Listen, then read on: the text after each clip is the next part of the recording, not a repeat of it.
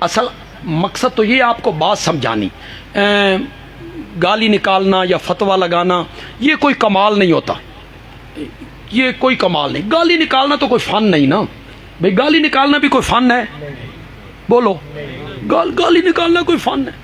اللہ دی قسم ہے ساڈے نالوں اے حفیم تے چرس ویچن والے چنگیاں کٹ دیں، بالکل جاہل ہیں، بڑی گالی نکالتے ہیں، پاپولر قسم کی گالیاں نکالتے. ہمارے سرگودا میں ایک برادری ہے، ان کی عورتیں جب لڑتی ہیں آپس میں، وہ جب گالیاں نکالتی ہیں، اللہ اللہ، میرا خیال ہے فرشتے بھی اتھوں اٹھ جاندے ہونے، نس جاندے ہونے، یہ ساڈے کول نہیں لکھیاں جاندے. تو گالی نکالنا بھی کوئی فن ہے یار؟ ممبر ہو اور گالی نہ، یہ کوئی، چاہے جو بھی مخالف، نہ فتویٰ لگانا کوئی فن ہے، نہ گالی نکالنا کوئی فن ہے، نہ بد زبانی کرنا، گالی نکالنا، اخلاق سے گری ہوئی گفتگو کرنا اس ممبر پہ بیٹھنے والوں کو زیب دیتی ہے. علماء کرام، جو علماء کرام ایسے ہیں جو حدود سے تجاوز کر جاتے ہیں، میں ان سے گزارش کروں گا کم از کم اپنے لہجے میں اتنی درستگی لائیے کہ لوگوں کو عام میں اور چوک میں کھڑے ہوئے بدماش میں فرق محسوس کہ وہ بدماش ہے اور یہ عالم ہے.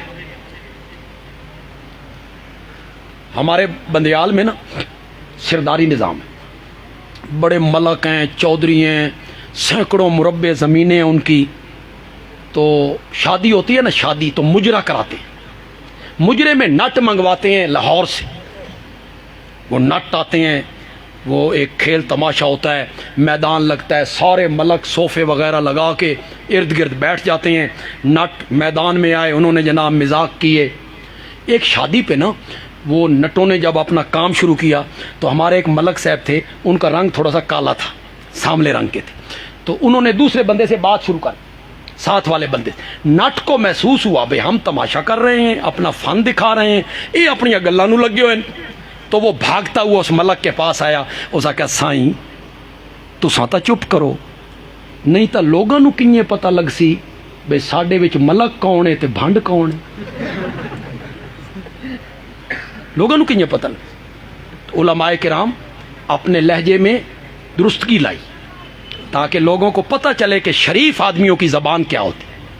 ہاں رد کرو، دیکھیں جو اس نے دلیل دیا اس کا کیا کرو، رد کرو، اس کے منہ پہ مارو.